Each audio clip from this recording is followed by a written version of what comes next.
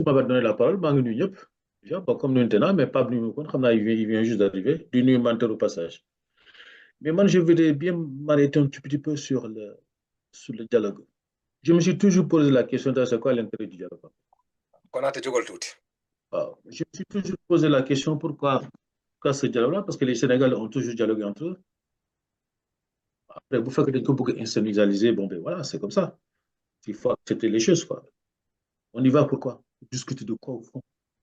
On a un gouvernement qui est en place, qui a été largement élu, qu'on les laisse bosser, et puis bon, ils n'ont qu'à prendre les décisions qui s'imposent, à faire leurs règles. Mais par contre, il y a quelque chose qui m'a alerté, quoi. Au temps de Macky, il y avait, à la présidence, il y avait un dialogue national qui avait été mis en place. OK.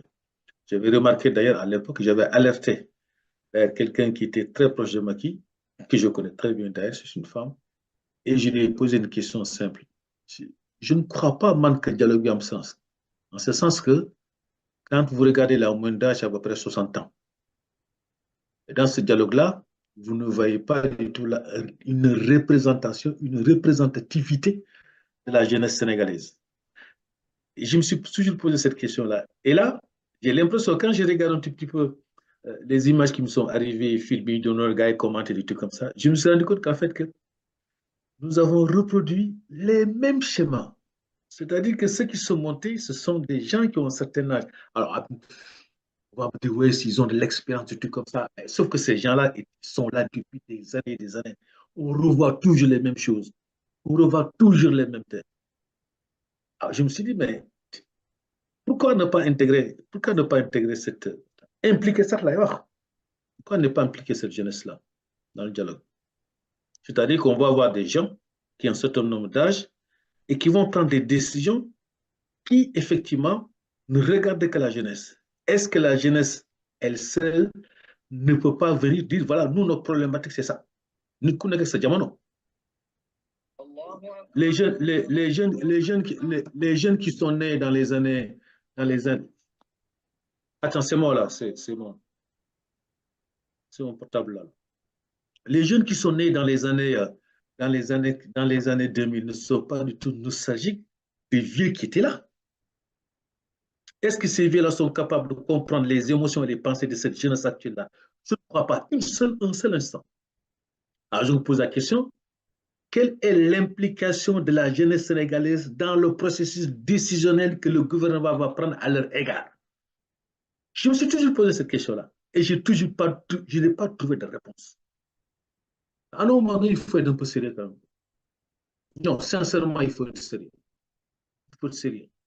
Parce qu'aujourd'hui, nous sommes pour changer ce système-là. Et nous sommes sur la jeunesse. On n'a pas parlé du tout une seule fois. Même quand on regarde les propositions, vous ne voyez même pas une seule fois une trace d'une proposition à l'égard de la jeunesse. En tout cas, d'après ce que j'ai lu, ce que j'ai pu envoyer, je ne vois pas du tout cette question de la jeunesse, cette question de la politique jeunesse. Je n'ai pas vu cette perspective d'avenir pour la jeunesse. Je n'ai pas vu comment on peut travailler la jeunesse, comment on peut impliquer les jeunes dans ce qu'on peut faire, parce que ce sont des choses qui les concernent dans 5, 6 ans, 10 ans, 20 ans, 30 ans. Alors, du processus électoral, on parle de quoi? On parle du CNRI, je ne sais pas quoi. On parle de.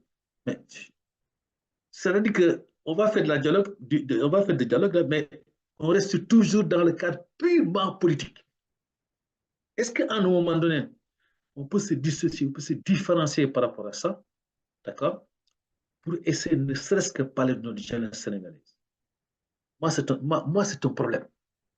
Moi, c'est quelque chose qui me dérange fortement.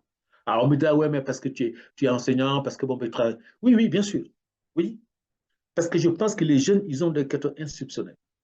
Il suffit tout simplement de lancer un sujet et de dire mettez-vous en comité d'organisation, mettez-vous en cercle de réflexion.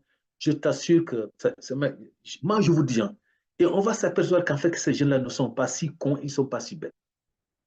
Moi, ça me gêne fortement. Aujourd'hui, je me pose la question. Moi, ce dialogue-là, ça ne m'emballe pas. Non, non, franchement, ce dialogue, ça ne m'emballe pas, ça ne m'apprend rien du tout. Rien du tout. On n'a pas parlé de femmes, on n'a pas parlé justement des cellules familiales, on n'a pas parlé de. tout ce qui peut être à ce qu'effectivement on peut éventuellement commencer à changer la mentalité de nos jeunes là, la mentalité des Sénégalais sur une certaine situation que l'on vit ou qu'on a toujours vécu depuis des temps immémoriaux. Il faut que l'on change. Mais là, Amoul, donc comment ce dialogue-là? Je vous dis, vous allez voir, hein, j'en suis quasiment convaincu. Quoi. Toutes les décisions qu'on va prendre là, Walou, on se rendra compte qu'en fait, que c'est une perte de temps. Bon, dialogue, ok, d'accord, très bien. Mais mon dialogue, tu dois aussi. Tu dois ça doit tout je trouve que c'est une erreur. Macky l'avait fait en 2019. Là, c'est exactement la même chose. Et d'ailleurs, je me demande quelle est la synthèse du dialogue de Macky par rapport à ça. Rien n'a synthèse. Moi, je n'ai pas, pas eu le document, quoi que je ne me suis pas renseigné pour voir le document de synthèse du dialogue. Mais mon document de synthèse, les grands thèmes, on l'a guise dans les réseaux ou comment envoyé, mais une seule fois, les problèmes concernant la jeunesse sénégalaise. On n'a pas parlé d'éducation, on n'a pas parlé d'économie, on n'a pas parlé de famille. On n'a pas parlé tout simplement du bien vivre ensemble, voire même du mieux vivre ensemble au Sénégal. On n'en a pas parlé. Tout ça, que ces deux discours de saupoudrage que des anciens viennent encore. Peut-être que c'est une question de positionnement aussi. Hein. Je ne sais pas, hein. À moi, c'est un démoliment. Je pense que c'est une question de positionnement. Ils sont plus dans le jeu, peut-être qu'ils doivent revenir. L'opposition, effectivement, l'opposition moribonde. Et oui, moi, je les descendais ailleurs, je les attendais dans un autre discours plutôt que celle-là. Plutôt que ça, ces discours-là. Ah, commencé. Donc, effectivement, on va entendre maintenant certaines vérités. Et ça tourne autour du pot, ça part du tout et de n'importe quoi. Et puis, on ça descend, chacun dit merci. On nous l'a dit, hein. Maintenant, pour revenir effectivement à l'histoire de, je ne sais pas moi, ce que Moustapha disait tout à l'heure, la visite du président Sonko, effectivement. Non, non, c'est une très bonne chose. C'est une excellente bonne chose. Que les gens disent, oui, mais ben voilà, Dieu m'a mon fort ce n'est pas Sonko, ben, c'est parce que ceux-là, ils n'ont rien compris. Dieu m'a ne le fait pas. Il a un premier ministre. Donc, il faut lui donner ces prérogatives-là. C'est effectivement, c'est comme il dit de moi un pouvoir, il peut y aller. Mais il faut essayer aussi de laisser trace à notre président le fait qu'il ait dit ça. Je pense qu'effectivement, il commence à donner du sens, effectivement, et je pense que d'ailleurs, nous sommes assez pleinement ce rôle-là. Maintenant, après, Burkina, mais le Burkina, Moustapha, je suis désolé, le Burkina, c'est un pays souverain. Hein.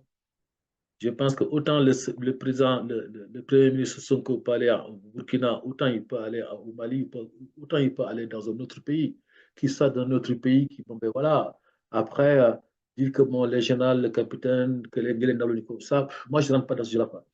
Voilà, donc c'est un président, voilà, quelle que soit la situation, il faut le prendre comme tel. Nous ne vivons pas le problème burkinabé. Nous avons élu notre président démocratiquement. Ils sont passés par la voie du coup d'État, c'est comme ça.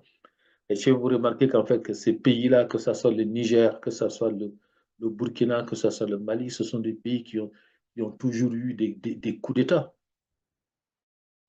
Nous, Dieu nous a préservés, nous sommes un coup d'État, enfin, un coup d'État peut-être institutionnel. On a voulu mettre en place un coup d'État institutionnel hein, en mars dernier. Hein, je ne sais pas, en février, mars dernier, mais ça n'a pas passé parce que les Sénégalais refusent cela. Nous avons une foule de bois, quand nous entraînés dans des situations comme celle-là. Et Dieu salue d'ailleurs. Mais bon, Sonko mun na fa dem Sonko mun na dem dans un autre pays voilà après bon ben ça dépend ce qu'il va faire là-bas là les fait comme discussion ainsi de suite et je pense qu'il n'est pas parti là-bas de manière anodine non je crois voilà moi c'est ce que je voulais dire moi le débat là je pense que on reviendra comme j'ai toujours dit le Sénégal c'est l'un des pays ça fait partie des pays quand lorsqu'il y a une situation qui se pose au lieu effectivement d'essayer de régler, d'avoir un travail de fond et de réflexion sur les différentes problématiques, non, non, non, on reprend toujours les mêmes choses et on repart de plus belle. Donc, on repart toujours dans notre travers. Mais l'implication des jeunes, et non pas l'intégration des jeunes, n'est-ce pas, à un moment donné, il faut que le pouvoir en place commence à réfléchir sur ça. Parce que je pense que les jeunes aussi, ils ont un rôle à jouer au Sénégal. Voilà. Moi, c'est tout ce que je voulais dire.